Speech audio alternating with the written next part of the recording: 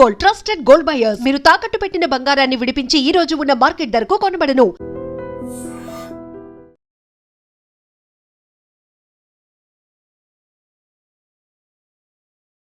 Hi నమస్తే, welcome to iDream media. నేను మీ రొద్దం శ్రీనివాస్.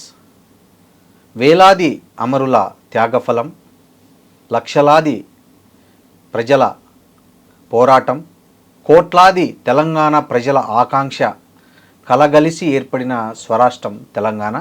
అలా తెలంగాణ ఏర్పడి ఈరోజు కరెక్ట్గా జూన్ 2, 2014 అయింది. ఈరోజు అదే రోజు దినోత్సవాన్ని గుర్తు చేసుకుంటూ తెలంగాణ ఉద్యమంలో పాల్గొన్నటువంటి ఉపాధ్యాయురాలు, అప్పటికి ఆమె ఉపాధ్యాయురాలుగా పాల్గొన్నారు, ఇప్పుడు బీఆర్ఎస్ లీడర్గా ఉన్నారు. తెలంగాణ పబ్లిక్ సర్వీస్ కమిషన్ మాజీ సభ్యురాలు కూడా సుమిత్రానంద గారు మనతో ఉన్నారు. నమస్తే సుమిత్రానంద గారు. నమస్తే అండి శ్రీనివాస్ గారు. సుమిత్రానంద గారు, మీరు తెలంగాణ ఉద్యమం నుంచి వచ్చిన ఉద్యోగస్తురాలు, తర్వాత ఉద్యమకారురాలు, తర్వాత పార్టీ ఇప్పుడు రాజకీయ నాయకురాలు. మీరు ఒకసారి గుర్తు చేసుకుంటే ఆనాటి మీ ఉద్యమాలు, మీ స్వరాష్ట్రం కోసం ప్రజల్లో వచ్చినటువంటి ఆకాంక్ష, అమరులైనారు, చాలామంది తగలబెట్టుకున్నారు, ఆత్మహత్యలు చేసుకున్నారు, కాల్చుకున్నారు, అంత వీరోచిత పోరాటం చేసింది తెలంగాణ రాష్ట్ర సాధన కోసం. సో ఆనాటి ఉద్యమ సంఘటనలను గుర్తు చేసుకుంటే మిమ్మల్ని బాగా కదిలించే సంఘటన ఏదంటారు అసలు? నమస్తే అండి శ్రీనివాస్ గారు. మీకు ఐడ్రీమ్ మీడియా ప్రేక్షకులకి, తెలంగాణ ప్రజలకి, ఉద్యమకారులకి ఉద్యమాభివందనాలు. జై తెలంగాణ. రాష్ట్ర అవతరణ దినోత్సవ శుభాకాంక్షలు. నాడు ఉద్యమంలో మా స్వస్థలం కామారెడ్డి. మా కామారెడ్డిలో తొలి అమరుడు ప్రయత్నం తొలిగా శ్రీకాంతాచారి చేసినప్పటికీ, ఆత్మ బలిదానానికై ప్రయత్నం శ్రీకాంతాచారి గారు చేసినప్పటికీ తొలి అమరత్వం పొందింది కానిస్టేబుల్ కిష్టన్. మా కామారెడ్డి గడ్డన సెల్ టవర్ ఎక్కి తనను తాను కాల్చుకొని భార్యాబిడ్డలు కింద వేడుకుంటున్నారు, వద్దు నువ్వు దిగిరా, బ్రతికుండి పోరాడదాం, అందరం కలిసి పోరాడదాం, నీ ప్రాణాలు మా కుటుంబానికి ముఖ్యమని భార్య వేడుకుంటుంది, ఏడుస్తుంది. అయినప్పటికీ ఆయన పిచ్చిదానా, నా ప్రాణం ముఖ్యం కాదు, తెలంగాణ రాష్ట్రం కావాలి, పోలీస్ శాఖలో ఎట్లా అన్యాయం జరిగింది, ప్రమోషన్లు ఎట్లా ఆగినాయి, తెలంగాణ వస్తే ఎంతమందికి మేలు జరుగుతుంది వివరించి భార్యకు చెప్పి తన సర్వీస్ రివాల్వర్తో తను కాల్చుకొని సెల్ టవర్ మీద చనిపోయాడు కానిస్టేబుల్ కిష్టన్. కానిస్టేబుల్ కిష్టన్ స్పష్టంగా తెలంగాణ కోసం చస్తున్నా అని చెప్పినప్పటికీ ఆయన అంత్యక్రియల్లో జై తెలంగాణ అని నినాదం కూడా చేయనీయకుండా, ఆయనకు జోహార్లు కూడా అర్పించనీయకుండా ఆయన అంత్యక్రియలు జరపాల్సి వచ్చింది.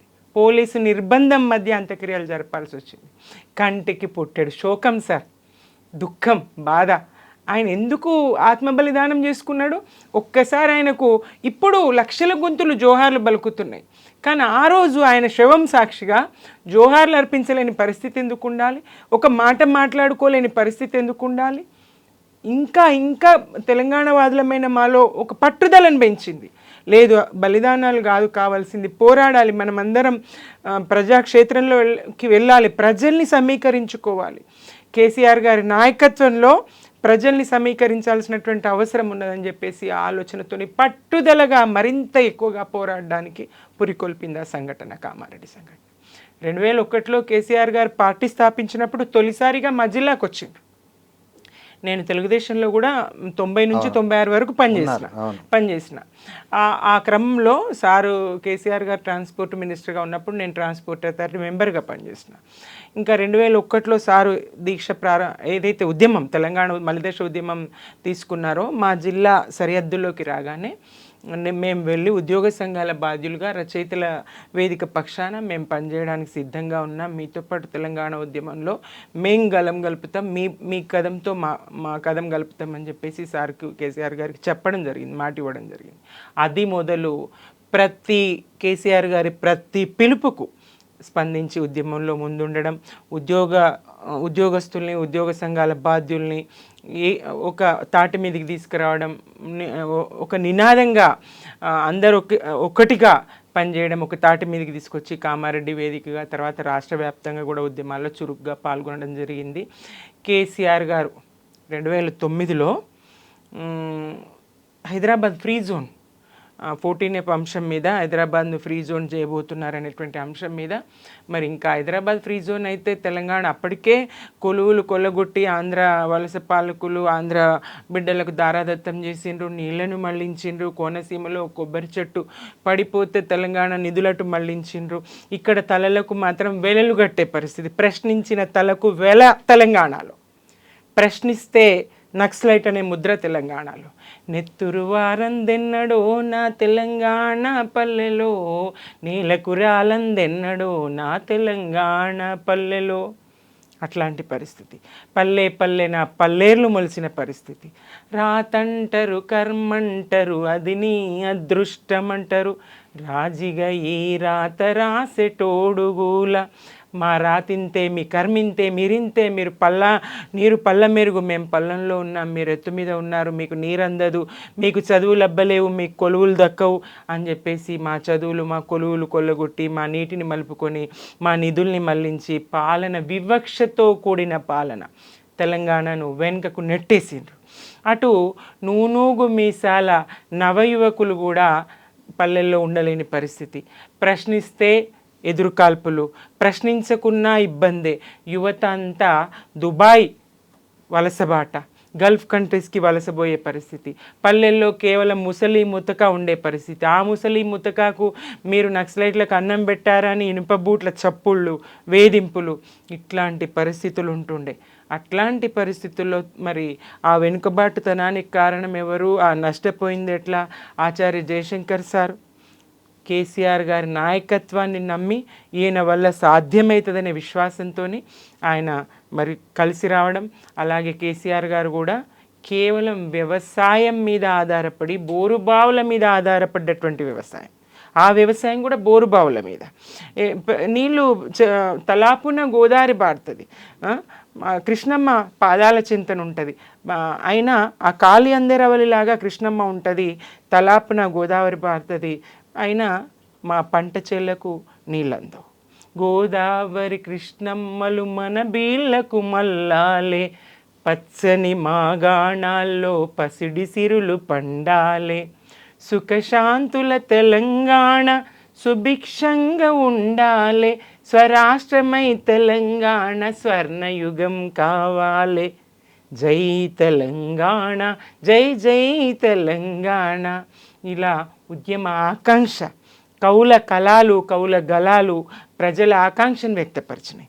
అట్లాంటి తెలంగాణ కావాలని కేసీఆర్ గారు మరి ప్రజలంతా ఒక తాటి మీదకి తీసుకొచ్చి దండుగట్టి దళపతిగా తాను ముందుండి మలిదశ పోరాట నిర్మాణం చేసి, ఈ 14F అంశం ఉంది కదా, అయితే దానికి సంబంధించి సిద్దిపేటలో ఉద్యోగ గర్జన, ఆ ఉద్యోగ గర్జనలో వేదిక మీద ప్రకటించారు, కేసీఆర్ సచ్చుడో తెలంగాణ వచ్చుడో, కేసీఆర్ శవయాత్రన తెలంగాణ జైత్రయాత్రన అని తన ప్రాణాలను కూడా పణంగా పెట్టడానికి సిద్ధపడి ఆయన ఆమరణ నిరాహార దీక్ష కూర్చున్నారు. సుమిత్రానంద్ గారు, ఇవన్నీ ఉద్యమాలు మీరంతా పార్టిసిపేట్ చేశారు, బాగున్నాయి. ఇందాక మీరు ఏమన్నారంటే కానిస్టేబుల్ కిష్టయ్య టవర్ ఎక్కి కాల్చుకుంటుంటే వాళ్ళ పిల్లలు బతిమలాడారు, అలా చేసుకోవద్దు, మన తెలంగాణ సాధించుకుందాం బతికి అని వాళ్ళు ఏడ్చారు, అయినా ఆయన చేసుకున్నారు అన్నారు కదా. ఆ కిష్టయ్య కుటుంబానికి తెలంగాణ రాష్ట్రం వచ్చిన తర్వాత ఏం న్యాయం జరిగింది? కిష్టయ్య కుటుంబానికే కాదు, 500 పైచిలకు అమరుల కుటుంబాలకు కేసీఆర్ గారు 10 లక్షల ఆర్థిక సాయము, ఇంటికి ఒక ఉద్యోగం ఇవ్వడం జరిగింది. వీళ్ళకు కూడా ఇచ్చారా? ప్రత్యేకించి కిష్టయ్య కుటుంబానికి అయితే వెంటనే ఆ చర్యలు, తెలంగాణ రాష్ట్రం రాకముందే మరి ఆ కుటుంబాన్ని ఆదుకునే ప్రయత్నం చేయడం, ఉద్యోగ సంఘాల నుంచి, విద్యుత్ ఉద్యోగుల నుంచి ఆనాడే 50,000 ఇప్పించడం, కేసీఆర్ గారి నుంచి కానీ పార్టీ నుంచి కానీ నిధులు ఇప్పించడం. అలాగే రాష్ట్రం వచ్చిన తర్వాత అప్పటికి పిల్లలు 5th 6th స్కూల్ ఎడ్యుకేషన్ లో ఉన్నారండి. ఆ పిల్లల్ని చదివించే బాధ్యత కేసీఆర్ గారు తీసుకున్నారు. తర్వాత ప్రభుత్వ ఉద్యోగం ఇచ్చిండ్రు రాష్ట్రం వచ్చినాక. ప్రభుత్వ ఉద్యోగం ఇవ్వడమే కాకుండా మరి ఆ ఇంటికి 10 లక్షల ఆర్థిక సాయం చేసినారు. వాళ్ళ అమ్మాయిని మెడిసిన్ కేసీఆర్ గారే స్వయంగా చదివిస్తూ ఉన్నారు. ఈ రకంగా ఆయన ఒక్క కిష్టన్న కుటుంబాన్నే కాదండి, 500 పైచిలుకు కుటుంబాలను ఆదుకున్న ఒక మానవతావాది కేసీఆర్ గారు. ఆ అమరుల త్యాగాలను ఎప్పుడు గుర్తు చేస్తూ ఉంటారు, ప్రతి సందర్భంలో కూడా గుర్తు చేస్తూ ఉంటారు. తెలంగాణ ఏర్పడినప్పుడు ధనిక రాష్ట్రము, దాన్ని ఇప్పుడు దగ్గరగా 7 లక్షల కోట్ల అప్పుల కుప్పగా మార్చింది గత బీఆర్ఎస్ పాలన అనే విమర్శలు ఇప్పుడు అధికార పార్టీ నుంచి కూడా ఇప్పటికీ వస్తున్నాయి. దీనికి మీరేం సమాధానం చెప్తారు? తెలంగాణ ఎంత వెనుకబాటుతనానికి గురైంది, ఎంత వెనుకకు నెట్టేసిండ్రు, అభివృద్ధి పరంగా ఎంత వెనుకకున్నది, ఎట్లా అణచివేతకు వివక్షకు గురైంది. అభివృద్ధి కావాలి, ప్రగతికి తీసుకెళ్ళాలి. అప్పటికి కూడా ఉమ్మడి రాష్ట్రం నుంచి వేరుబడిన నాటికి కూడా అప్పులు కూడా పంచిచ్చిండ్రండి. 70,000 కోట్ల అప్పులు రాష్ట్రానికి పంచిచ్చిండ్రు. అప్పులు ఇవ్వలేదని కాదు, అప్పులు ఒక తెలంగాణకే కాదు, దేశవ్యాప్తంగా అన్ని రాష్ట్రాలకు అప్పులు ఉంటాయి. దేశానికి కూడా కేంద్రం కూడా అప్పులు చేస్తుంది. కేసీఆర్ గారు చేసిన అప్పులను అబద్ధపు ప్రచారాలు చేస్తా ఉన్నది కాంగ్రెస్, అప్పులను అధికంగా చూపిస్తా ఉన్నది. పార్లమెంట్ లో రఘునందన్ రావు గారు తెలంగాణ రాష్ట్రంలో కేసీఆర్ గారి పాలనలో ఎంత అప్పు అయిందంటే 3,20,000 కోట్ల అప్పు అని చెప్పారు. అందులో 70,000 కోట్ల అప్పు పాత అప్పే. సో ఈ రకంగా ధనిక రాష్ట్రము అప్పుల పాలైంది అది అని అసత్యం. ఒక్క రైతుల ఖాతాల్లోనే 74,000 కోట్ల రూపాయలను కేసీఆర్ గారు జమ చేసిండ్రు రైతు బంధు పేరుతో. కరోనా లాంటి కష్టకాలంలో 2 సంవత్సరాలు పైసా ఆదాయం లేకున్నా అటువంటి సమయంలో కూడా మరి ఆయన రైతు బంధు ఇచ్చిండ్రు. ఇప్పుడు చతికిల పడ్డది కదా రేవంత్ సర్కార్, చూస్తున్నాం. 10,000 కాదు 15,000 ఇస్తామన్నారు, 15,000 కాదు 12,000 అన్నారు. ఆ 12,000 కూడా 4 పంటలకు ఎగవేసిండ్రు. ఇచ్చింది చారాన, దోచింది బారాన. ఈ రకంగా రైతుల పట్ల ఈ రాష్ట్ర ప్రభుత్వం ఉన్నది. కేసీఆర్ గారు ఎప్పుడూ ఏ రైతు దండం పెట్టలేదు, దరఖాస్తు చేసుకోలేదు రైతు బంధు ఇవ్వమని. ఏ రైతుకు హామీ ఇవ్వలేదు, ఏ ఎన్నికల మేనిఫెస్టోలో పెట్టలేదు. వ్యవసాయ స్థిరీకరణ జరగాలి, నష్టపోయినాము, నీళ్లు అందలేవు, గోసపడ్డము అని చెప్పేసి 24 గంటల ఉచిత విద్యుత్ ఇచ్చి, మీరు మీ వల్ల కాదు కరెంటు తీగల మీద బట్టలు ఆరేసుకోవాలని ఎక్కిరించి పవర్ పాయింట్ ప్రజెంటేషన్ ఇచ్చినటువంటి ముఖ్యమంత్రి నల్లారి కిరణ్ కుమార్ రెడ్డి గారు. నాటి సీమాంధ్ర పాలన తీరు అది. ఆయన పెట్టుబడిదారుల, సీమాంధ్ర వలసవాదుల పాలన, తెలంగాణ బిడ్డల పాలన అయితే మంచి చెడు ఆలోచన చేసేవారు, ఏ రకంగా ఇవ్వాలని చూసేవారు. ₹1 కూడా ఇవ్వని ఏం చేసుకుంటారో చేసుకపోండి అన్నాడు ఆయన. అట్లాంటి పాలన నడిచిందప్పుడు మరి కేసీఆర్ గారు 24 గంటలు ఉచిత విద్యుత్తు నిరంతరాయంగా ఇవ్వగలిగినారు. ఎంత గొప్ప! దేశ చరిత్రలో గతంలో లేదు, వర్తమానంలో లేదు, భవిష్యత్తులో ఏ రాష్ట్రమైనా ఇస్తుందనేటువంటి ఆశ కూడా లేదు. ఇంత విప్లవాత్మకమైనటువంటి పనితీరుతో పాలన సాగించిండ్రు కేసీఆర్ గారు. అద్భుతమైనటువంటి ఫలితాలను తెలంగాణ చవి చూసింది. ఆ స్థాయి అభివృద్ధి జరిగింది. మీకు వ్యవసాయమే చేత కాదన్న ఎవరైతే ఎక్కిరించిండ్రో మమ్మల్ని, వాళ్ళకు ఒక చెంపపెట్టు సమాధానంలాగా దేశానికి అన్నం పెట్టే స్థాయికి, దేశంలోనే నంబర్ 1 రాష్ట్రంగా, వరి పండించిన రాష్ట్రంగా, పత్తి పండించినటువంటి రాష్ట్రంగా రికార్డు స్థాయి పంట తీసి చూపించగలిగినాం కదా. ఇది కాదా మార్పు? ఇది కాదా సాధ్యం చేసింది కేసీఆర్ గారు? మీరు టీపీఎస్పీ తెలంగాణ పబ్లిక్ సర్వీస్ కమిషన్ సభ్యురాలుగా ఉన్నప్పుడు పేపర్ లీకేజీ వల్ల లక్షలాది మంది నిరుద్యోగుల భవిష్యత్తు అంధకారమైంది. వాళ్ళు చాలా స్ట్రగుల్ అయ్యారు, చాలా ఇబ్బంది పడ్డారు. ఇది ప్రభుత్వ వైఫల్యం కాదా? అంటే మీలాంటి మేధావులు ఉన్న ఒక పబ్లిక్ సర్వీస్ కమిషన్, మీలాగా కష్టపడి చిన్న స్థాయి నుంచి ఉద్యోగులు సంపాదించి సాధక బాధకాలు, మీరు కావచ్చు, గంటా చక్రపాణి గారు కావచ్చు, ఇట్లాంటి వాళ్ళు ఉన్న ఒక కమిషన్లో పేపర్ లీకేజీ జరగడాన్ని ఎలా అర్థం చేసుకోవాలి? అది జరగకూడదండి. జరగకూడనిది. ఆ పరిణామం నిజంగా నష్టమే. అటు పార్టీకి నష్టం చేసింది, ఇటు యువత ఇబ్బంది పడ్డారు, నిరుద్యోగ యువత. జరగకూడని పరిణామం జరిగింది. విచారం వ్యక్తం చేయదగ్గటువంటి పరిస్థితులు, పరిణామం నాటి కాలం. పార్టీ నష్టపోయింది కూడా. దాన్ని సాకుగా చూపించి కాంగ్రెస్ రాహుల్ గాంధీ గారిని తీసుకొచ్చి అశోక్ నగర్లో మరి నిరుద్యోగులతో కూర్చోబెట్టి ఛాయ్ తాగించి, మరి బీఆర్ఎస్ హయాంలో ఇట్లా జరిగింది, పేపర్ లీక్ అయింది, మేము వచ్చాక ఏడాదిలో 2 లక్షల ఉద్యోగాలు ఇస్తామని చెప్పేసి నమ్మబలికి నిరుద్యోగుల ఓట్లేయించుకున్నది కాంగ్రెస్ ప్రభుత్వం. ఇక మా పేపర్ లీకేజ్ విషయానికి వస్తే, వ్యవస్థలో మీరు చూస్తున్నారు, నీట్ పేపరు 5వసారి కూడా లీక్ అయింది. పరిస్థితి చూస్తూ ఉన్నాం. అంతెందుకండి, SSC paper, SSC 10th class Hindi paper ఒక ఫోటోగ్రాఫర్ విద్యార్థి రాస్తున్నటువంటి బల్ల మీద నుంచి పేపర్ లాక్కొని సెల్ ఫోన్లో ఫోటో తీసి కిటికీలోంచి పేపర్ లాక్కొని సెల్ ఫోన్తో ఫోటో తీసి అన్నా బండి సంజయ్ అన్న పేపర్ లీక్, ఇగో నేను నీకు పెడుతున్నా అని చెప్పేసి కాల్ చేసినటువంటి విషయం తెలుసు. బండి సంజయ్ గారు ఆ విషయంలో అరెస్ట్ అయినటువంటి విషయము, రాష్ట్ర ప్రభుత్వం ఆయన మీద చర్య తీసుకున్నటువంటి విషయము తెలుసు. ఇట్లా అడుగడుగున కుట్రలు కుతంత్రాలు. ఒక ఉద్యోగి, ఆ ఉద్యోగి మరి ఫస్ట్ హనీ ట్రాప్ అన్నారు, తర్వాత ఆ ఉద్యోగి వెనుక ఎవరున్నారు, ఎవరి హస్తం ఉన్నది, ఎట్లా జరిగింది, ఇదంతా కుట్రపూరితంగా నాటి ప్రభుత్వాన్ని, బీఆర్ఎస్ ప్రభుత్వాన్ని బద్నాం చేయాలనేటువంటి ఒక దాంతోనే జరిగింది తప్ప ఇంకొకటి కాదు. 1,63,000 ఉద్యోగాలు ఇవ్వగలిగినాం, ఇంకొక 2 లక్షల పైచిలకు ఉద్యోగాలకు నోటిఫికేషన్లు ఇచ్చినాము. అద్భుతమైన పనితీరు పబ్లిక్ సర్వీస్ కమిషన్లో ఈవెన్ ఎక్కడ ఏ రాష్ట్రంలో ఈ స్థాయి పనితీరు జరగలేదు. ఈవెన్ యూపీఎస్సీలో కూడా ఇన్ని నోటిఫికేషన్లు ఇవ్వరు. ఓకే, సాధ్యం కాదు అది. గ్రూప్ 1, గ్రూప్ 2, గ్రూప్ 3, గ్రూప్ 4 ఏకకాలంలో అనేక ఉద్యోగాలకు 24 పైచిలకు నోటిఫికేషన్లు మా కాలంలో మేము ఇవ్వగలిగినాం, పరీక్షలు పెట్టగలిగినాం. కొన్ని మీరు అన్నారు నీట్ పేపర్ లీక్ అయిందన్నారు, కరెక్టే. నీట్ పేపర్ లీక్ చేసిన వాళ్ళను సిబిఐకి ఇచ్చారు, సిబిఐ వాళ్ళని అరెస్ట్ చేసింది. మీరేం చేశారు మీ ప్రభుత్వం? మేము కూడా అప్పటికప్పుడు సిట్ వేసినాము. రెండోది ఈడీ ప్రవేశం కూడా చేసింది. ఆర్థిక పరమైనటువంటి లావాదేవీలు ఏం జరిగినాయి, ఎవరి అకౌంట్లోంచి డబ్బుకు సంబంధించి ఏదన్నా జరిగిందా ట్రాన్సాక్షన్, ఈడీ కూడా విచారణ చేసింది, సిట్ కూడా విచారణ చేసింది. కమిషన్ ప్రమేయం ఏమీ లేదు. చైర్మన్ గారితో సహా సభ్యులతో సహా కమిషన్ ప్రమేయం ఏమీ లేదు. కాబట్టి మా మీద ఏ చర్య తీసుకోలేకపోయినారు. కాకపోతే ఒక ఒత్తిడి తీసుకొచ్చిండ్రు. వీళ్ళు ఉంటే మరి భవిష్యత్తులో మేము అనుకున్నది చేసుకోలేకపోతాం అనుకున్నారా? ఎందుకంటే ఇప్పుడు ఉద్యోగాలు అమ్ముకుంటున్నారు అనేటువంటి ఒక ప్రచారం నడుస్తూ ఉంది.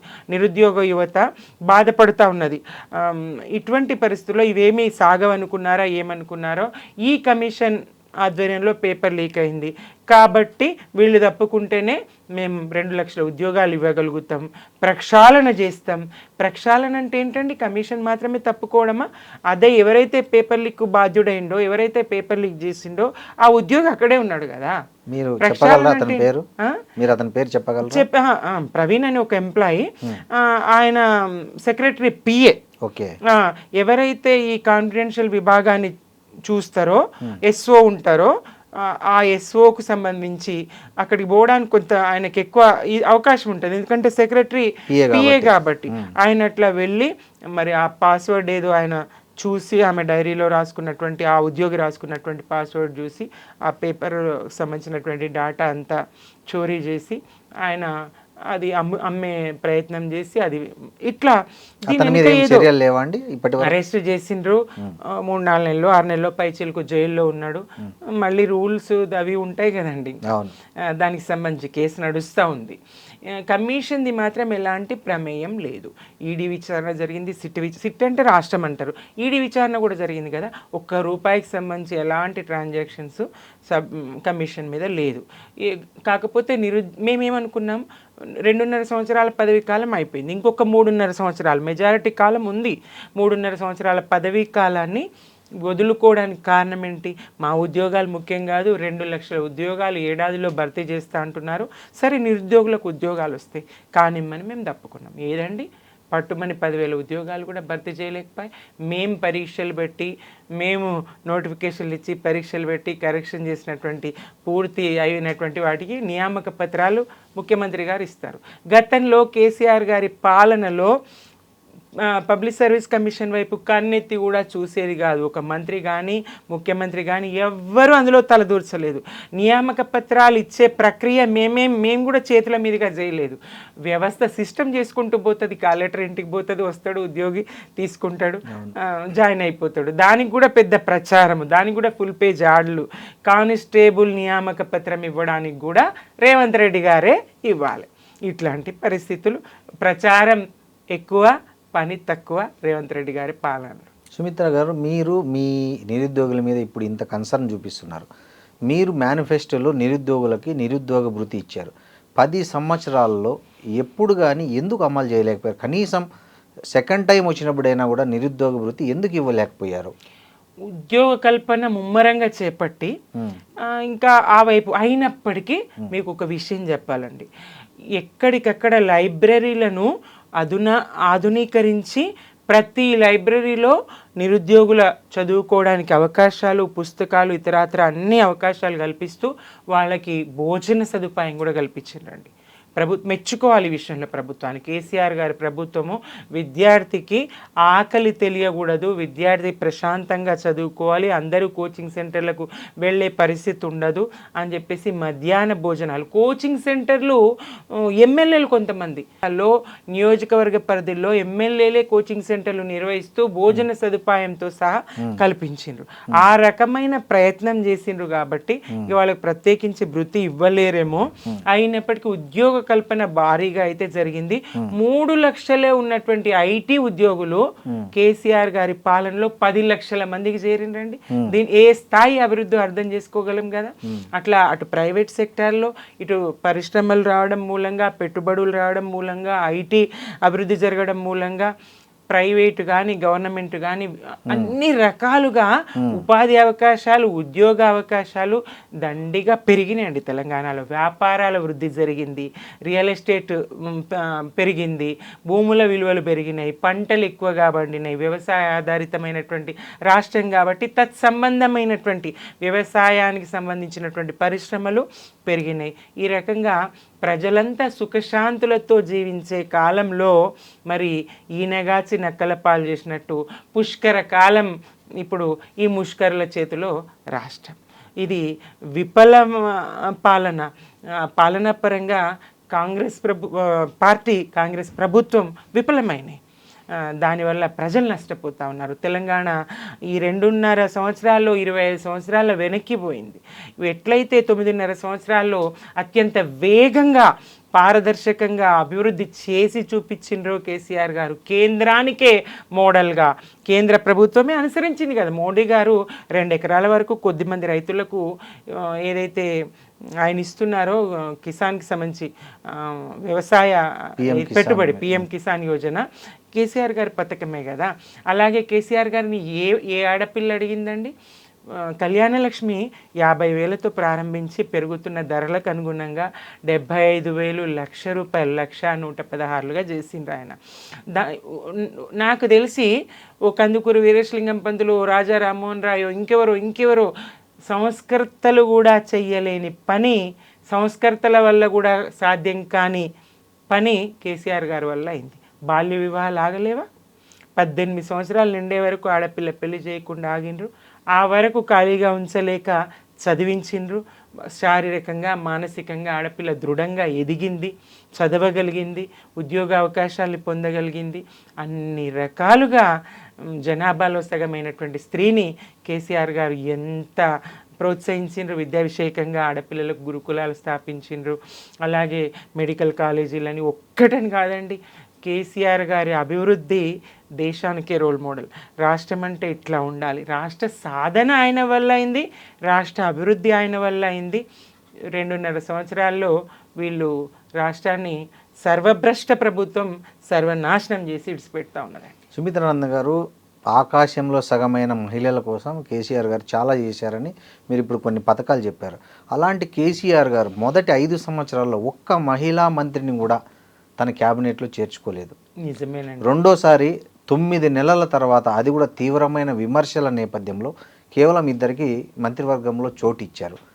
దీన్ని ఎట్లా మీరు సమర్థించుకుంటారు? సాధారణంగా దాదాపుగా నాకు తెలిసినంత వరకు ప్రతి మంత్రివర్గంలో స్త్రీ శిశు సంక్షేమ శాఖ అనేది ఒకటి ఉంటుంది, దానికి ఒక మహిళ ఉంటుందని నేను చూసిన. నాకు తెలిసి ఒక మంత్రి మాత్రం మహిళ ఖచ్చితంగా ఉంటుందని చూసిన. ఆ ఒక్క మహిళ కూడా 5 సంవత్సరాల్లో లేదు. మరి కేసీఆర్ గారు ఏమనుకున్నారో ఎందుకో తెలియదు కానీ ఆ ఒక్క మహిళ కూడా 5 సంవత్సరాల్లో లేదు. మహిళా కమిషన్ కూడా లేదు. మహిళా కమిషన్ ఉండింది, చైర్మన్ కూడా త్రిపురాణ వెంకటరత్నం గారు కొనసాగిండ్రు. ఇది ఈ రాజ్యాంగబద్ధ సంస్థల్ని తప్పించడానికి, తొలగించడానికి వీల్లేదు. వాళ్ళ పదవీ కాలం ముగిసే వరకు వాళ్ళు ఉండాల్సిందే. అప్పటికే త్రిపురాణ వెంకటరత్నం గారు నియమించబడి ఉన్నారు, ఆమె కొనసాగిండ్రు. అట్లనే ఆమె టర్మ్ అయిపోయిన తర్వాత మహిళా కమిషన్ నియామకం జరిగింది. అది పరిస్థితి. మహిళా కమిషన్ విషయానికి వస్తే ఇక మంత్రిని అయితే ఆ ఒక్కరిని కూడా కేసీఆర్ గారు మరి ఎందుకు నియమించలేదో తెలియదు. రెండోసారి 2 మంత్రులకు మహిళలకైతే అవకాశం ఇచ్చిండ్రు. ఏది ఏమైనా ఇప్పుడు ఒక మాట చెప్తానండి. సీతక్క గారు మంత్రి, ధనసరి అనసూయ గారు, కొండా సురేఖ గారు మంత్రి. వీళ్ళు ఒక్కసారన్నా మహాలక్ష్మి పథకంలో మహిళలకు ఇచ్చిన హామీ నెరవేర్చాలి మన ప్రభుత్వం అని మహిళల పక్షాన మాట్లాడగలిగినరా? వీళ్ళు ఒక్కసారన్నా మరి కళ్యాణ లక్ష్మిలో మనం తులం బంగారం ఇస్తామన్నాం, సరే బంగారం ధర పెరిగితే కేసీఆర్ గారు ఏమో ఎట్లయితే 50,000 75,000 లక్ష రూపాయలు చేసిండ్రో మనం కూడా 1,00,000 ఇస్తాము అని ఒక మాట మాత్రంగానైనా చెప్పిండ్రా? కాలేజీ విద్యార్థినులకు స్కూటీలు అని చెప్పిండ్రు, మరి స్కూటీలు ఇవ్వాలి కదా విద్యార్థినులకు, కనీసం ఇంటర్ నుంచి ఇవ్వకున్నా డిగ్రీ నుంచి అన్నా ఇద్దాము, ఇంటర్ నుంచి అంటే భారం ఎక్కువైతుంది, కొద్దిమంది కన్నా ఇద్దాము అనేటువంటి ఆలోచన వాళ్ళు తీసుకుపోయినరా? ఏ ఒక్క మహిళా పథకానికి సంబంధించి బతుకమ్మకు 1,30,00,000 మంది ఆడబిడ్డలకు కేసీఆర్ గారు చీరలు ఇచ్చేవారు. మరి ఈ రేవంత్ సర్కార్ చీరలు ఇవ్వలేదు. ఈ ఇద్దరు మంత్రులు ఎప్పుడన్నా ప్రశ్నించిండ్రా? తర్వాత ఎంత అండి, ఎన్నికలను దృష్టిలో పెట్టుకొని ఆ స్వయం సహాయక సంఘాల వాళ్లకు పట్టణ ప్రాంతంలో ఒకసారి, పల్లె ప్రాంతంలో ఒకసారి, అది కూడా 60 లక్షల మందికో ఏమన్నారు, 40 లక్షల మందికో 30 లక్షల మందికో ఇచ్చినట్టున్నారు. అది 2 చీరలు ఇస్తామన్నారు, ఒకే చీర ఇచ్చిండ్రు. అది పట్టు చీరలు ఇస్తామన్నారు, సాధారణ చీరలే ఇచ్చిండ్రు. ఇట్లా మహిళలకు సంబంధించి అనేక హామీలు, ముఖ్యంగా 18 సంవత్సరాలు నిండినటువంటి ప్రతి మహిళ అకౌంట్లో ప్రభుత్వ ఉద్యోగికి జీతం పడ్డట్టుగా నెల నెల టెన్షన్గా 2,500 ఇస్తా అని ఎన్నికల హామీలో మేనిఫెస్టోలో వాళ్ళు పెట్టిండ్రు, కాంగ్రెస్ పెట్టింది. మరి దానికి సంబంధించి ఒక్కసారన్నా ప్రశ్నించిండ్రా? ఒంటరి మహిళకు 2,000 పెన్షన్ కేసీఆర్ గారు దేశంలో ఎవ్వరు ఇవ్వకున్నా కేసీఆర్ గుర్తించి ఆత్మగౌరవంతో తలెత్తుకొని బతకాలి, ఒంటరి మహిళ ఎవరి ముందు చేయి జాపేట్టుగా ఉండకూడదు, ఆమె అప్పటికే సమాజంలో అవమానాలను ఎదుర్కొంటుందని 2,000 ఆమెకి ఇస్తే 4,000 ఇస్తామన్నారు. ఏది ఇచ్చిండ్రా? బీడీ కార్మికులకు పని దొరకడం లేదు, మినీ సిగరెట్లు వచ్చి బీడీ పరిశ్రమ మూతబడుతూ ఉన్నది, నెలకు 500 1,000 రూపాయల పని చేసుకునే పరిస్థితి కూడా వాళ్లకు లేదని వాళ్లకు 2,000 పెన్షన్ ఇచ్చిండ్రు కేసీఆర్ గారు. దాన్ని రెట్టింపు చేస్తా అన్నారు రేవంత్ రెడ్డి, 4,000 చేస్తా అన్నారు, చేయలేదు. మరి ఈ మహిళా మంత్రులు ఎప్పుడైనా ప్రశ్నించిండ్రా? మహిళలకు సంబంధించి మహిళా మంత్రులు ఉండడం వల్ల ఒరిగిన మేలేంటి? కాంగ్రెస్ ఏదైతే మూస ధోరణి అనుసరిస్తున్నదో వాళ్ళ ఆ మూసలోనే ఉన్నారు, వాళ్ళ ప్రయోజనాలు వాళ్ళకు ఉన్నాయి తప్ప మహిళల పక్షాన వాళ్ళు మాట్లాడింది లేదు. కేసీఆర్ గారు స్వయంగా ఆయన రాష్ట్ర సాధనలో మహిళల భాగస్వామ్యం తీసుకున్నారు, వంట వార్పులు అనేక ఉద్యమాల్లో బతుకమ్మలో మహిళ ముందున్నది, అది గుర్తించిండ్రు. అలాగే తెలంగాణ మహిళ కష్టాలు ఎక్కడి నుంచి ప్రారంభమైతే గుర్తించిండ్రు. పెళ్లి చేస్తారు తల్లిదండ్రులు అప్పు చేసి, ఏడాదికో 2 ఏళ్ళకో పురిటికి బిడ్డ తల్లిగారింటికి వస్తుంది.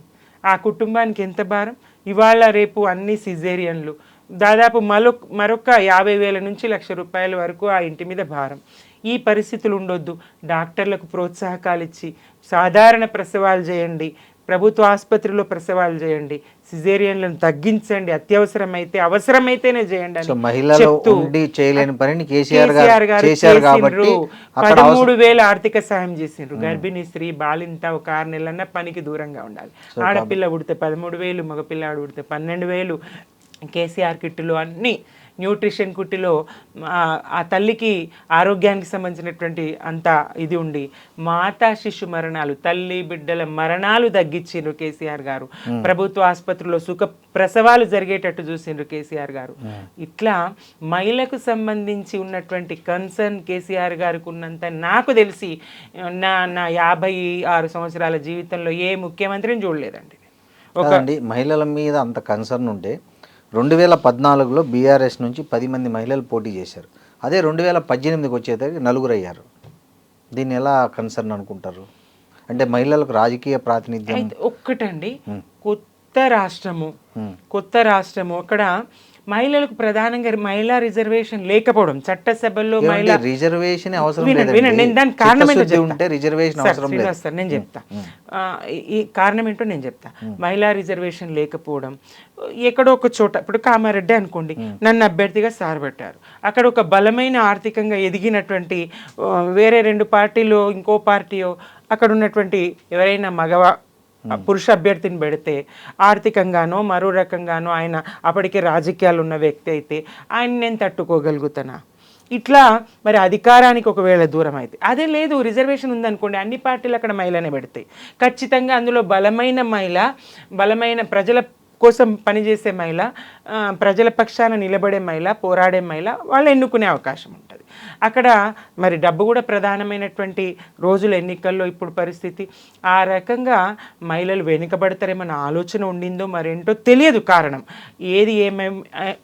ఏది ఏమైనా మహిళలకు ఏదైతే సంక్షేమం అందాలో, మహిళలకు ఏదైతే లాగులు దడవాల బిడ్డ ఆడపిల్ల వంక చూస్తే అని సీరియస్గా హెచ్చరించిండు పోకిరులను కేసీఆర్ గారు. మరి ఇప్పుడేవండి శాంతి భద్రతలు? ఇప్పుడేవి శాంతి భద్రతలు? ఆడపిల్లల మీద అఘాయిత్యాలు జరుగుతూ ఉంటే మంత్రుల కొడుకులే స్వయంగా కేంద్ర మంత్రి కొడుకే ఆ రకంగా, ఆయన పేరు చెప్పకమన్నారటండి, ఆయన ఏదో గ్యాగ్ ఆర్డర్ తెచ్చుకున్నారట, అందుకే నేను పేరు ఉచ్చరించడం లేదు. పోనీ కొడుకు పేరు కూడా అద్దు ఉచ్చరించాల్సిన పని లేదు. ఇట్లాంటి పరిస్థితులు ఉన్నాయి. స్వయంగా బాధితురాలు వెళ్ళి ఫోక్సో కేసు అప్పటికప్పుడు బుక్ చేయాలి, వాళ్ళు బుక్ చేయరు. అర్ధరాత్రి వరకు 7-8 గంటలు పోలీస్ స్టేషన్లో ఆమె విసిగి వేశారు. చివరి ప్రయత్నంగా రేపు మోదీ గారి సభలో మా కుటుంబం ఆత్మార్పణం చేసుకుంటాం, మేము ఆత్మహత్య చేసుకుంటాం, మీరు కేసు పెట్టకపోతే అని హెచ్చరిస్తే కానీ వాళ్ళు ఎఫ్ఐఆర్, అది కూడా 0 ఎఫ్ఐఆర్ అర్ధరాత్రికి చేస్తారు. ఇట్లాంటి పరిస్థితులు. అటు ఐపీఎస్ భార్య ఎన్కౌంటర్ చేయాల్సిందంటారా? ఎన్కౌంటర్ మేం చేయించలేదండి, ఎన్కౌంటర్ కూడా సరికాదు. ఎన్కౌంటర్ చేయమని నేను అనడం లేదు, నేను చేయించలేదు, మేము చేయించలేదు. అప్పటికప్పుడు పోలీసులు ఏంటో అక్కడ పరిస్థితులు ఏంటో తెలియదు. చెప్పిన కదా ఆ వాతావరణం తెలంగాణలో కొనసాగుతూ వచ్చింది. ఇక్కడ కూడా ఎన్కౌంటర్ జరుగుతుండేనండి. ఎవరైతే ఆ దాష్టికం చేసిండో, ఎవరైతే ఆ అమ్మాయి పట్ల అనుచితంగా ప్రవర్తించిండో ఆ నిందితుడిని ఒక పేదవాడైతే, ఒక దళితుడైతే, ఒక బడుగుల బిడ్డ అయితే ఎన్కౌంటర్ చేస్తుండే ఈ ప్రభుత్వం కూడా. మంత్రి కొడుకు కదా వాడు, కాబట్టి చేయలేదు. ఇక్కడ పోలీసు వ్యవస్థ కానీ యంత్రాంగం కానీ ఇట్లా నడుస్తూ ఉంది. నాటి పరిస్థితులు వేరు, నేటి షీ టీమ్స్ని ఏర్పాటు చేసి మహిళలకు వేధింపులు లేకుండా చూసుకున్నారు. అదే మొన్న ఎవరు డీసీపీ గారు, మహిళా డీసీపీ గారు, మేడం గారు, సుమతి గారు, ఆమె వెళ్తే 40 మంది పోకిరీలు ఆమెను ఇచ్చేసిండ్రు. 40 మంది, ఒక్కరు కాదు, ఇద్దరు కాదు, ఒక్క ఆడపిల్ల రోడ్డు మీద ఉంటే 40 మందిని ఆమె ఎదుర్కోవాల్సి వచ్చిందంటే, ఇక ఆమె ఒక కొంత వయసు ఉన్న పైబడ్డ, అంటే పెద్ద వయసు బాలిక, యువతి అయితే కాదు, నవ యువతి అయితే కాదు, కాలేజీ విద్యార్థిని అయితే కాదు. అయినప్పటికీ ఆ స్థాయి వేధింపులు ఆమె భరించాల్సి వచ్చిందంటే ఇంకా సాధారణ యువతుల పరిస్థితి ఏంటి, కాలేజీ విద్యార్థినుల పరిస్థితి ఏంటి చూస్తూ ఉన్నాం. శాంతి భద్రతలు అంటే అర్ధరాత్రి వాళ్ళు నిలబడే అవసరం ఉండదు కదా. ఎందుకు నిలబడకూడదు, ఎందుకు వాళ్ళ అవసరాలు ఉండకూడదు, ఎందుకు పోకూడదు? మరి మగవాళ్ళు తిరగడం లేదా అర్ధరాత్రి? ఎవరైనా స్వేచ్ఛగా, బాపూజీ ఏమన్నారు, మహాత్ముడు ఏమన్నారు, అర్ధరాత్రి ఆడపిల్ల ఒంటరిగా స్వేచ్ఛగా తిరగగలిగినప్పుడే నిజమైన స్వాతంత్రం అన్నారు కదా. అంటే ఇంకా ఆడవాళ్ళకి స్వతంత్రం రాలేదనే అర్థం కదా. పరిస్థితులు ఇట్లా ఉన్నాయి కదా, ఇట్లా మిడికినాయి కదా. అటు ఏ ఒక్క వర్గానికి రక్షణ లేదండి. ఐపీఎస్ ఆఫీసర్ గారి భార్య హత్య గావించబడుతుందా? ఇట్లాంటి పరిస్థితులు రాష్ట్రంలో నేను అట్లా లేదు కదా. అటు ఆడపిల్లల రక్షణ విషయంలో అయినా కానీ, శాంతి భద్రతల విషయంలో అయినా కానీ సుఖశాంతులు ఎట్లా చెప్పిండ్రండి. మీకు తెలంగాణ వస్తే రజాకాల రాజ్యం అవుతుంది. తెలంగాణ ఇది టీఆర్ఎస్ అంటే తురకల రక్షణ సమితి అనే దుష్ప్రచారం చేసిండ్రు. టీఆర్ఎస్ వస్తే నక్సలైట్ల రాజ్యం అవుతుంది, ఇట్లా ప్రచారం చేసిండ్రు. తెలంగాణ వస్తే నక్సలైట్ల రాజ్యం అవుతుంది, తెలంగాణ వస్తే రజాకాల రాజ్యం అవుతుంది, తెలంగాణ వాళ్ళకు పాలన చేత కాదు, తెలంగాణ వాళ్ళకు వ్యవసాయం చేత కాదు, మీరేం తింటారు, మీరు ఎట్లా బతుకుతారు, మీకు కరెంట్ ఎట్లా, చీకట్లో మగ్గుతారు, ఇన్ని అవమానాలు కదా. వాటన్నిటినీ దులపరించేసి కేసీఆర్ గారు ఎలాంటి ఫలితాలు, ఎలాంటి అద్భుతాలు చేసి చూపించిండ్రు, ఎట్లా సాధ్యమైంది? ఆయన ఇంత పట్టుదల, ఎంత అకుంఠిత దీక్ష, రాష్ట్ర సాధనలో ఏదైతే దీక్షతో పనిచేసిండ్రో అదే దానికి రెట్టింపు దీక్షతో ఆయన ముఖ్యమంత్రిగా పనిచేసిండ్రు. కాబట్టి ఆ 9.5 సంవత్సరాల్లో ఆ పాలనా ఫలాలు అందని మనిషి లేడు, ఆ పాలనా ఫలాలు పొందని కుటుంబము లేదు. అంత అభివృద్ధి సాధ్యమైంది కదా. అంత అభివృద్ధి, అంత సంక్షేమాన్ని అమలు చేసిన బీఆర్ఎస్ ఎందుకు మళ్ళీ ఓడిపోయింది 2023లో ఎన్నికల్లో? కర్ణుని చావుకు అంటారు కదండి. కర్ణుడు వీరుడే, విరోచితంగా పోరాడగలడే, యుద్ధ నైపుణ్యాలు తెలిసిన వాడే, ఆయుధాలు ఉన్నవాడే. అయినప్పటికీ ఇక్కడ బీఆర్ఎస్గా మేం ఎంత పని చేసినా, రాష్ట్రాన్ని సాధించగలిగిన సాధించగలిగిన పార్టీ అయినప్పటికీ దుష్టశక్తులు ఇక్కడ కొన్ని ఉన్నాయి. ఏంటా దుష్టశక్తులు అంటే ఇక్కడ తెలంగాణలో ఉన్నటువంటి సీమాంధ్ర మీడియా, పచ్చ మీడియా, కుట్రదారులు, సీమాంధ్ర వ్యాపార మూకలు, ఇవన్నీ అలాగే కాంట్రాక్టర్లు, రాజకీయ పార్టీలు, ఇవన్నీ ఒక దుష్ప్రచారం. కేసీఆర్ గారి పాలన పట్ల అప్పులో కుప్పైపోయింది, రాష్ట్రం ఇట్లా అయింది అట్లయింది, అన్ని అబద్ధపు ప్రచారాలు. కానీ జీతాలు కూడా ఇచ్చే పరిస్థితి లేదు కదా మీరు ప్రభుత్వ ఉద్యోగులకి. మీకు తెలుసా, దేశంలో ఏ రాష్ట్రంలో లేనంత భారీ జీతాలు కేసీఆర్ గారి ఈఆర్సీ ఇచ్చారు, ఫిట్మెంట్ ఇచ్చారు. 43% ఒకసారి, 43% ఒకసారి, 23% ఒకసారి 5% ఐఆర్ ఒకసారి, మొత్తం 78%, 30% అంటే రెండోసారి, మొత్తం 78% జీతాలు పెంచినటువంటి ఘనత కేసీఆర్ గారిది. కరోనా తర్వాత కొద్దిగా ఆలస్యం, ఒక్కొక్క జిల్లాలో ఒక్కొక్క సమయానికి జీతాలు ఇచ్చే పరిస్థితి, కొంత జీతాలు ఇవ్వడంలో కొంత ఆలస్యమైనటువంటి మాట వాస్తవం. అంత మాత్రాన జీతాలు ఇవ్వలేని పరిస్థితి ఏ నెలలో కూడా జీతాలు ఆగింది లేదు. ఒక్క నెల కూడా ఉద్యోగస్తులకు జీతాలు బకాయి పడ్డది లేదు. ఒక్క పదవీ విరమణ పొందిన ఉద్యోగికి కూడా ₹1 బకాయి పడ్డది లేదు. మీరు పెట్టిన బకాయిలే కదా మొన్న ఎక్కడి అండి మీరు ఇవ్వని బెనిఫిట్స్. ఎప్పుడు రిటైర్ అయినరు వాళ్ళు? ఎప్పుడు రిటైర్ అయినరు? 2023కు ముందు రిటైర్డ్ అయిన వాళ్ళే చాలా మంది. లేదండి మా కాలం మీరు ఏ లెక్క తీసుకొచ్చినా సరే, కేసీఆర్ గారి ప్రభుత్వంలో ఉన్నప్పటికీ రిటైర్ అయిన వాళ్ళు, కేసీఆర్ గారు ఒక్కటే మాట చెప్పిండ్రు, గౌరవంగా మనమే సత్కరించి సన్మానించి చేతిలో వాళ్ళకి రావాల్సినటువంటి బెనిఫిట్స్ పెట్టి ఇంటి దగ్గర దించి రావాలి. 30-40 సంవత్సరాలు సేవలు చేసినటువంటి ఉద్యోగి మరి విశ్రాంతి సమయంలో ప్రశాంతంగా గడపాలి అని చెప్పినటువంటి కేసీఆర్ గారు. కాకపోతే వీళ్ళు ఏం చెప్తా ఉన్నారు, ఇప్పుడు కూడా ఇదే అబద్ధాలు కొనసాగిస్తారు. మీరు పదవీ కాలం పెంచిండ్రు, 3 సంవత్సరాలు పెంచిండ్రు కాబట్టి మా మీద బర్డెన్ పడ్డది, ఇప్పుడు వాళ్ళు రిటైర్ అవుతా ఉన్నారు అని. ఆ పదవీ కాలం పెంచడం వల్ల ప్రభుత్వానికి భారం పెరుగుతుంది కదా. ఇప్పుడు ఒక సీనియర్ ఉద్యోగికి ఇవ్వాల్సిన జీతంలో ఒక 3 ఉద్యోగులను పెట్టుకోవచ్చు. అవును, ఆ ముగ్గురు, ఒక్కరి ప్లేస్లో 3 అవసరం లేదు, ఒక్కరే అవసరం. అంటే 1,00,000 ఇచ్చే ఉద్యోగికి 50,000తో ఇంకొక ఉద్యోగిని పెట్టుకోవచ్చు.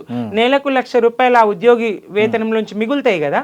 అది కేసీఆర్ గారి ప్రభుత్వానికి మిగులుగానే ఉంటుండే, నష్టంగా కాదు.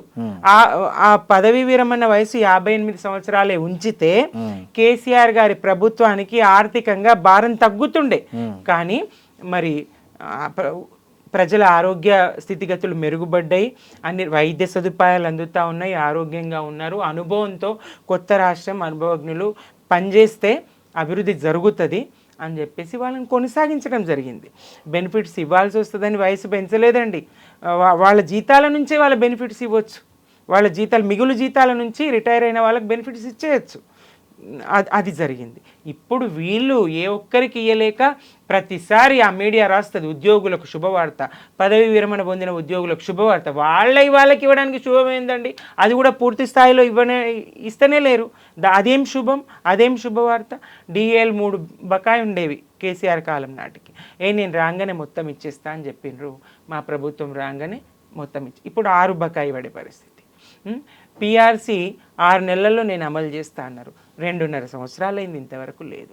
ఇప్పుడు ఉద్యోగులకు హెల్త్ కార్డ్స్ అన్నారు, హెల్త్ కార్డ్ చేతికి ఇవ్వనే లేదు, వాళ్ళ వేతనంలో కోత షురూ చేసిండ్రు. ఇది పరిస్థితి, ఇది కాంగ్రెస్ పాలన.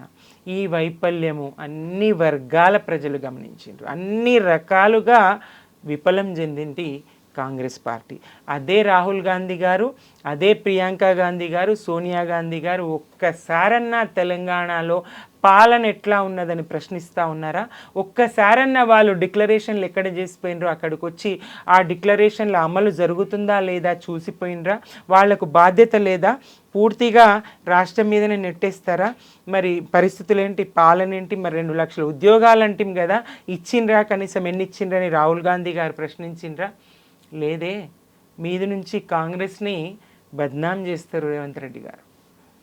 అవసరమైతే గాంధీల కుటుంబాన్ని, ఆయన స్వతంత్రోద్యమంలో పాల్గొన్న కుటుంబం, తొలి ప్రధాని, ఒక సోషలిస్ట్ ప్రధానమంత్రి నెహ్రూ గారు, కుటుంబానికి ఆస్తులంటూ మిగుల్చుకున్నటువంటి కుటుంబం అయినప్పటికీ అట్లాంటి కుటుంబాన్ని బదనాం చేస్తారు రేవంత్ రెడ్డి గారు. అవసరమైతే గాంధీల కుటుంబానికి 1000 కోట్లు ఇవ్వాల్సి ఉంటుంది. ఇది ఎక్కడి అన్యాయం, ఇది ఎక్కడి దుష్ప్రచారం? ఎవరైనా నిజంగా ఇచ్చినా అది చెప్పొద్దు కదా. చెప్తున్నారంటే కాంగ్రెస్కు నష్టమే కదా. రాహుల్ గాంధీ గారికి, కాంగ్రెస్ పార్టీకి, 140 ఏళ్ళ కాంగ్రెస్ పార్టీకి ఇది నష్టమే కదా. బీఆర్ఎస్కు, తెలంగాణకు మాత్రమే నష్టం కాదండి రేవంత్ రెడ్డి గారి పాలన. తెలంగాణ ప్రజలకు, రాష్ట్రానికి నష్టము, ఇటు కాంగ్రెస్కు నష్టం అండి. బీఆర్ఎస్ కన్నా కాంగ్రెస్కి ఎక్కువ నష్టం. కాంగ్రెస్ అనేది నామరూపాలు లేకుండా. కాంగ్రెస్ పార్టీ కంటే స్వయంగా కేసీఆర్ కుమార్తె కవిత పార్టీ టీఆర్ఎస్ ఎక్కువ విమర్శిస్తుంది. దీన్ని ఎలా మీరు చూస్తారు? నిజమేనండి, అది బాధాకరం. ఏ నినాదం వెనుక ఏ ప్రయోజనం దాగిందో ఆమె స్పష్టమండి, అందులో రహస్యం ఏం లేదు. ఏ ప్రయోజనం దాగి ఉందో అనే ప్రశ్న కూడా అవసరం లేదు. ఆమె స్పష్టంగా నేను ముఖ్యమంత్రిని కాబోతున్నాను, నేను అమ్మగా పరిణతి చెందాలనుకుంటున్నాను, నేను ఒక తల్లిగా పాలించాలనుకుంటున్నానని ప్రకటించడం జరిగింది. ఆమె మరి కేసీఆర్ గారు ఉన్నంతకాలం బీఆర్ఎస్లో కేసీఆర్ గారే ముఖ్యమంత్రి. మరి అక్కడ ఉంటే తాను ఎన్నటికీ ముఖ్యమంత్రి కాలేదు మరి అనేటువంటి ఆలోచనతో పోయిందా, మరి ఏ రకంగా పోయిందా తెలియదు. కానీ మొదటి నుంచి ఆమె మాట్లాడుతున్న మాటకు ధీటైన బదులు బీఆర్ఎస్గా మేము ఇవ్వగలుగుతున్నాం. ఆమె ప్రధాన అనుచరురాలు నేను ఒకదాన్ని అయినప్పటికీ, జాగృతి తొలినాళ్ళ నుంచి ఆమె వెనుక నేను నడవగలిగినప్పటికీ నేను ఈ విషయంలో ఆమెను విభేదిస్తూ ఉన్నాను. కేసీఆర్ గారి పాలనే తెలంగాణకు రక్షణ. కేసీఆర్ గారి వల్ల మాత్రమే తెలంగాణ ఒక అభివృద్ధి, సంపూర్ణమైనటువంటి అభివృద్ధిని సాధించగలుగుతుంది, ఉద్యమ ఆకాంక్షలను నెరవేర్చగలుగుతుంది, అన్ని వర్గాల ప్రజలను మేలు చేయగలుగుతుంది. ఆయన సబ్బండ వర్గాలను కడుపున పెట్టుకున్నట్టు సాదుకున్న కన్న తండ్రి లాంటి పాలన కేసీఆర్ గారిది. ప్రత్యామ్నాయపు ఆలోచన ఉండకూడదు, నేను ముఖ్యమంత్రిని అనే ఆలోచన కవిత గారికి రాకూడదు. వచ్చింది, ఆమె పక్కకెళ్ళింది, అనవసరమైనటువంటి వివాదాలు, రాద్ధాంతపు అబద్ధపు ప్రచారాలు చేస్తూ ఉంది. సామాజిక తెలంగాణ సాధ్యం కాలేదు, అందుకే నేను బయటకు వచ్చినా అని చెప్పింది. సూటిగా నేను ప్రశ్నించిన, సామాజిక తెలంగాణ అంటే ఏంటి? సామాజిక తెలంగాణ, భౌగోళిక తెలంగాణ అనేది ఒకటి ముందు ఉంటే తర్వాత సామాజిక తెలంగాణ సాధ్యమవుతుంది. ఎస్, కేసీఆర్ గారి పాలనలో సామాజిక తెలంగాణ కూడా సాధ్యమైంది. 9,000 ఉన్నటువంటి పోలీస్ డిపార్ట్మెంట్లో వాళ్ళు ఏమంటారు సార్, హోంగార్డ్స్కి 27,000 వేతనం చేయగలిగారు. అంగన్వాడీలకు, ఆశాలకు, అవుట్సోర్సింగ్ ఎంప్లాయీస్కి, విద్యా వాలంటీర్లకి 3 జీతం, 4 జీతం, ఆశా వర్కర్లకు 100లో ఉన్న జీతం 1000. కేంద్ర ప్రభుత్వం ఇస్తుంది, స్టేట్ గవర్నమెంట్ కొద్దిగా ఇస్తుంది. స్టేట్ 100లో కేంద్ర ప్రభుత్వం ఇస్తే 1000లో రాష్ట్ర ప్రభుత్వం. దగ్గర 8,000 9,000 కేంద్రమే ఇస్తుంది. లేదు ఆశాలక లేదండి ప్రజెంట్. మరి రాష్ట్ర ప్రభుత్వం మీద ఎందుకు వీళ్ళు మళ్ళీ ఇప్పుడు 18,000 ఇస్తా నేనే చెప్పింది కదా. మొదటిసారి అయితే 100లో మాత్రమే ఉండే కేసీఆర్ గారే ఆశాలకు వేతనం పెంచిండ్రు, రాష్ట్ర ప్రభుత్వం పరంగా చేయాల్సింది చేసిండ్రు. ఇట్లా ఒక్క వర్గం అనే కాదు, అటు వ్యవసాయ కూలీలు కానీ, వ్యవసాయం కానీ, ఉపాధి అవకాశాలు కానీ, ఒంటరి మహిళ కానీ, బీడీ కార్మికులు కానీ, నేతన్నలు, గీతన్నలు, ఎంతమందికి ఆయన కులవృత్తులకు, గొల్ల కుర్మలకు గొర్రెలిచ్చి, అలాగే ముదిరాజులకు చెరువుల్లో చేపలిచ్చి, ఆ చేపలను మార్కెట్ చేయడానికి మోపెళ్ళు, ఆటోలు లాంటివి ఇచ్చి, అట్లా వాళ్లకు నాయి బ్రాహ్మణులకు వాళ్లకు ఉచిత విద్యుత్ ఇచ్చి, సెలూన్లకు, అలాగే రజకులకు వాళ్ళ ఇస్త్రీ షాపులకు వాటికి కూడా ఉచిత విద్యుత్ ఇచ్చి, ఈ రకంగా అన్ని వర్గాల కులవృత్తులకు ఆయన ప్రోత్సాహము. ఆయన గొరటెంకన్న పాట పాడతాడు కదా సార్, ఆయన ఆ పాట ప్రభుత్వాన్ని మార్చింది. అప్పుడు వైఎస్ ప్రభుత్వాన్ని తీసుకొచ్చినటువంటి పల్లేర్లు మొలిసే తెలంగాణలో ఆ కుల వృత్తులు ఎట్లా కూలిపోతున్నాయి, ప్రభుత్వం ప్రత్యామ్నాయం అన్నా చూపిస్తలేదు, కూలిన వృత్తులు ప్రత్యామ్నాయం పల్లె కన్నీరు పెడుతుందనే పాటలో ప్రత్యామ్నాయం లేకపోయే పల్లెల్లో అంటే ప్రత్యామ్నాయం చూపించిండ్రు. రైతులకు ఆయన పాడి పశువులను ఇచ్చిండ్రు, ట్రాక్టర్లు ఇచ్చిండ్రు రైతులకు. ఒక్క వర్గానికి కాదండి, అన్ని వ్యవసాయ స్థాయి పనిముట్లు, ట్రాక్టర్లు, సమయానికి ఎరువులు, సో విత్తనాలు కేసీఆర్ గారే సామాజిక తెలంగాణ సాధించేశారు కాబట్టి సాధించిండ్రు. కవిత గారికి ఆ నినాదం ఆ వర్తించదు నినాదం అంటారు. వర్తించదు. ఓకే. 1% కూడా కవిత గారికి ఆ నినాదం వర్తించదు. జీతాలు, ఉద్యోగుల జీతాలు పెరిగినాయి, కూలీలు పెరిగినాయి, ప్రజల జీవన ప్రమాణాలు పెరిగినాయి, తలసరి ఆదాయం పెరిగింది, ప్రజల స్థితిగతులు, వలసలు వాపసు వచ్చినాయి. వలసలు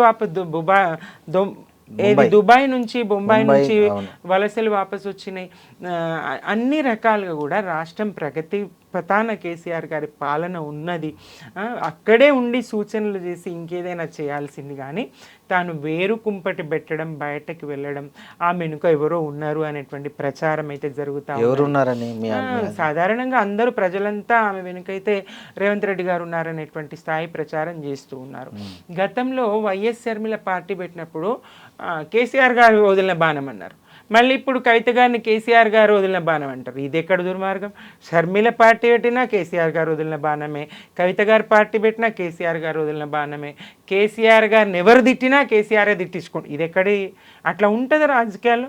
తనకు తాను ఎవరైనా నష్టం చేయించుకుంటారా? అది బాధాకరం. పార్టీకి బాధ, కుటుంబానికి బాధ, కేసీఆర్ గారికి బాధ. మరి ఆమె ఏం ఆలోచించిందో తెలియదు. అమ్మగా పరిణతి చెందుతున్న అమ్మ, ఆ అమ్మాయి బాధిత బాలిక, మంత్రి గారి కుమారుడి వ్యవహారంలో ఏ స్థాయి స్పందన ఆమె స్పందించింది, ఎట్లా స్పందించిందో చూసిండ్రు కదా.